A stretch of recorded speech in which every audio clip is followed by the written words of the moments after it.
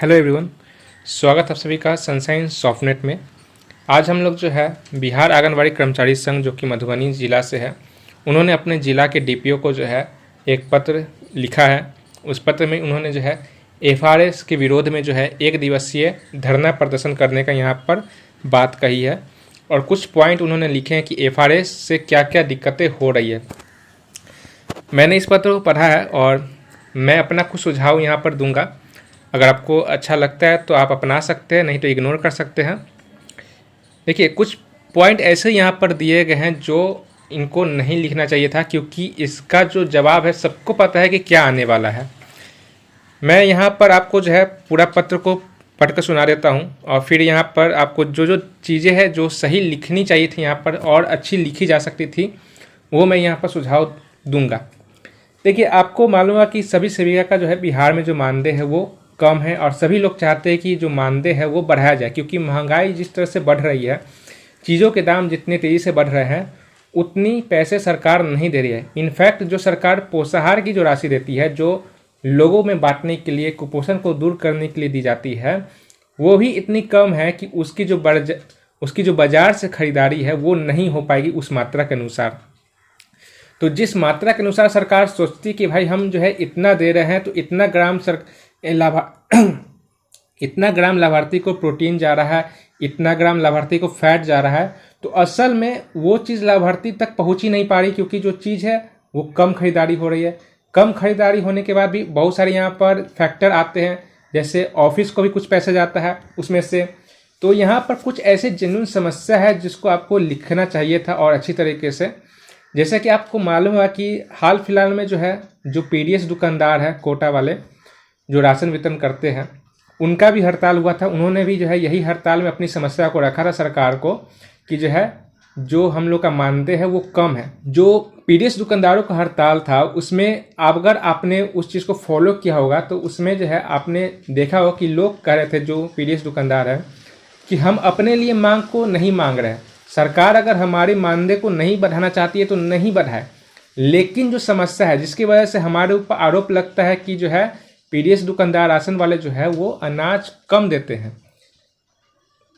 आमतौर पे जो है आपको मालूम होगा कि राशन दुकानदारों पर जो है आरोप लगता है कि वो जो है प्रत्येक लाभार्थी से जो है 1 किलो अनाज काट कर देते हैं, यानी कम देते हैं। मान के चलिए अगर किसी लाभार्थी को 5 किलो अनाज देना है तो वो 4 किलो देते हैं। ये उनके ऊपर आरोप लगता है। तो इस बात को उन्होंने कहा कि आखिर हम 4 किलो अगर कोई दे रहा है तो क्यों दे रहा है, उनके पास जो अनाज आ रहा है वो कम आ रहा है, और जो उनके ऊपर के जो पदाधिकारी है वो उनसे कमीशन मांगते हैं। तो ये बातें उन्होंने रखी है कि इस चीज़ को वो सरकार जो है सॉल्व करे। उनका कहना है ये डोर स्टेप डिलीवरी में ये सरकार का नियम है कि आप गल्ला को गोदाम से उठा के डीलर के दुकान पर तौल करके उतारिए, और उसमें जितना भी वाहन खर्चा लगता है, लेबर हो चाहे उसको में ड्राइवर के गाड़ी से जो ले जा रहा है उसका खर्चा हो, भाड़ा हो, वो सारा चीज देना है सरकार को। डीलर को एक अठन्नी नहीं देना है। लेकिन आज हमारे डीलरों से ये तहसील असूल हो रहा है। जो नहीं देगा उसको तंग करेगा, जो नहीं देगा ओकरा कचरा उठा करके सब भेज देगा, बढ़िया गुणवत्तापूर्ण सामान नहीं देगा। कुछ जो जरा सा भी डिश डेट कर देता है आना कानी देवे लेवे में, तो उसके यहाँ सब उठा के कूड़ा कट के अरवा उसमें सब भेज देता है। अब देखिए, इस तरह से बातें रखने में क्या होती है कि वो अपनी लोगों के सामने जो है अपनी इमेज को क्लियर कर रहे हैं कि भाई साहब अगर हम किसी को 4 किलो दे रहे हैं, यानी कि 1 किलो काट रहे हैं, तो हमारे ऊपर भी जो लोग हैं वो हमसे पैसे का डिमांड करते हैं, हमें राशन सही से नहीं देते हैं। अगर हम उनको पैसे नहीं देते हैं तो सड़ा गला चावल जो है वो वजन के अनुसार वो भेज देते हैं। अब कोई सड़ा गला चावल अगर किसी के पास जाएगा तो वो तो नहीं लेगा। इसमें क्या होगा, तू में होगा, लाभार्थी में और जो पीडीएस दुकानदार है उसमें तू में होगा, झगड़ा होगा। तो ये जेन्युइन समस्या को जो है वो अपना सामने रखे थे। तो इसी तरह से जो है आंगनबाड़ी संघ को भी जो है अपना जेन्युइन जो समस्या है वो सामने में लिखित रूप पर देना होगा, सामने में सरकार के सामने दिखाना हो कि भाई साहब आपके तरफ से भी कुछ गलतियां ऐसी हो रही है जिसको आप सुधार नहीं कर रहे हैं, जिसकी वजह से ये चीज़ जो है इसमें एफआरएस सिस्टम में दिक्कत आ रही है। एफआरएस सिस्टम खराब नहीं है। अगर आप इसके ऊपर सवाल उठाइएगा कि ये दिक्कत है तो सरकार कहेगी भाई आपके नियत में खोट है, क्योंकि हमने तो एक ऐसा योजना लाया है जिससे ट्रांसपेरेंसी बढ़ेगी। लेकिन अगर आप जो है डायरेक्ट एफआरएस का विरोध कीजिएगा कि भाई हम एफआरएस से नहीं कर सकते हैं, हमारी शैक्षणिक योग्यता नहीं है वो, तो फिर सरकार जो है यही कहेगी कि भाई आप शैक्षणिक योग्य नहीं है तो फिर आप इस कार्य में क्यों है, आपको किसी दूसरे कार्य में करना चाहिए। क्योंकि यहाँ पर एक पॉइंट लिखा गया है, पॉइंट नंबर 2 में, ग्रामीण क्षेत्रों में नेटवर्क व्यवस्था सही नहीं होना एवं पूर्व से कार्यरत सेविका की शैक्षणिक योग्यता कम होने के कारण भी कार्य में परेशानी हो रही है। देखिए ये दिक्कत हो सकती है, लेकिन इस तरह से आपको नहीं लिखना चाहिए था कि शैक्षणिक योग्यता कम होने के कारण। आप देखिएगा कि आजकल जो छोटे छोटे बच्चे होते हैं जो उतना पढ़े लिखे भी नहीं होते हैं, वो मोबाइल पर कार्य करने लगते हैं, सारे ऐप्स को खोल रहे हैं। तो ऐसा नहीं है कि किसी भी कोई भी चीज़ नया आता है तो किसी को भी सीखने में टाइम लगता है, पर ऐसा नहीं होता है। हो सकता है कि कोई ऐसा हो सकता है कि कुछ लोग जो है 1 घंटे में सीख जाते हैं, कुछ लोग 1 दिन में सीखेंगे, कुछ लोग 2 दिन में सीखेंगे, 1 हफ्ता लगेगा, 1 महीना लगेगा। पर ऐसा कोई कार्य नहीं है कि जो है आप नहीं सीख सकते हैं। और इतनी भी किसी भी आंगनबाड़ी सेविका की शैक्षणिक योग्यता नहीं है कि वो कार्य जो है पोषण ट्रैकर पर नहीं कर सकती है। कुछ टाइम लगता है, थोड़ा सा आपको फोकस देना होता है, आप कर सकते हैं। लेकिन जो जेन्युइन समस्या है वो आपको यहाँ पर लिखना चाहिए, क्योंकि अगर इस तरह से आप लिखिएगा तो ये जो है पेपर आपके ऊपर ही सवाल उठा देगा कि जो है आप जो है योग्य नहीं है इस कार्य को करने के लिए, तो आप जो है इस काम में क्यों है। तो मुझे लगता है कि ये चीज़ आपको यहाँ पर नहीं लिखनी चाहिए। बाकी जो पॉइंट है ठीक है, सही है, उसमें भी आप जो है जैसे मान के चलिए आप मोबाइल रिचार्ज का 5,000 रुपया मांग रहे हैं, पर आपको ये आपको बताना तो होगा ना कि भाई हम 5,000 मांग रहे हैं तो क्यों मांग रहे हैं। क्योंकि सरकार कहेगी भाई साहब 5,000 तो किसी भी मोबाइल कंपनी का प्लान नहीं है, आप साल भर का 5,000 मांग रहे हैं, तो साल भर का मुझे लगता है कि 3,500 के आसपास में जो है प्लान चलता है कंपनी का। तो आपको यहाँ पर बताना होगा कि भाई यहाँ पर जो है जो कंपनी है वो उन्होंने अपना रेट को बढ़ा दिया है, ये प्लान का डिटेल है जिसका रिचार्ज होता है। तो आप जो है इस प्लान के हिसाब से जो आप हमें हर महीने रिचार्ज की राशि उपलब्ध कराएं, सरकार से आपको मांग करना होगा। जिस तरह से सरकार पोषाहार की राशि देती है हर महीने, उसी तरह से उनको जो है बाकी राशि भी हर महीने देनी होगी। ऐसा नहीं है कि 6 महीना 1 साल बाद 2 साल बाद उस चीज़ को दिया जाएगा, क्योंकि ऐसे में क्या होता है कि कहीं कहीं पर ऐसा होता है कि मान के चलिए कि साल भर का कोई चीज़ बाकी है तो 6 महीने का मिलता है, 6 महीने का नहीं मिलता है। इस तरह से भी कई परियोजना में होती है। प्लस उनसे डिमांड किया जाता है कि भाई इतना पैसा दो तो हम आपको जो है पैसा इस चीज़ का बाकी पैसा आपको निकाल कर देंगे, नहीं तो इसी तरह से वो पड़ा रह जाता है। इनफैक्ट किराए वाला में इस तरह से हो रहा है, जो भी आंगनबाड़ी किराए पर चल रहे हैं तो उनसे पैसे की डिमांड की जाती है कि अगर आप जो है इतना पैसा देंगे तब आपको किराए का पैसा मिलेगा, नहीं तो नहीं मिलेगा। इस तरह से डिमांड होती है। तो जो जेन्युइन समस्या है वो आपको यहाँ पर लिखना होगा। और कई बार ऐसा भी होता है कि अगर जो सेविका पैसा नहीं देती है तो उनको पैसा भी नहीं दिया जाता है, वो इसी तरह से लटका दिया जाता है कई सालों का।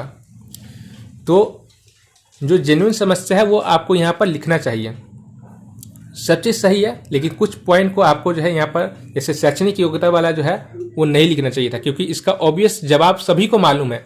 जब आप इस चीज़ को लिख रही होंगी तभी आपको मालूम होगा कि सरकार की तरफ से क्या जवाब आने वाला है इसका, फिर भी आपने यहाँ पर लिख दिया। ये नहीं लिखनी चाहिए थी। चलिए पहला नंबर पॉइंट यहाँ पर देख लेते हैं कि क्या लिखा गया है। सेविका को ऑनलाइन कार्य हेतु टैब दिया जाए जो अच्छी गुणवत्ता की हो। ठीक है, कोई भी हो, मोबाइल हो, टैब हो, जो अच्छी गुणवत्ता की हो। ऐसा नहीं कि 1 महीना 2 महीना में वो खराब हो जाए। और जो सॉफ्टवेयर पर सरकार जो है पोषण ट्रैकर पर काम करने के लिए दे रही है, वो सॉफ्टवेयर कम से कम वो हैंडल कर सके। ऐसा नहीं कि वो बार बार हैंग हो।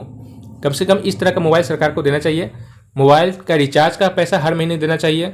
दूसरा नंबर बात, ग्रामीण क्षेत्रों में नेटवर्क व्यवस्था सही नहीं होना एवं पूर्व से कार्यरत सेविका की शैक्षणिक योग्यता कम होने के कारण भी कार्य में परेशानी हो रही है।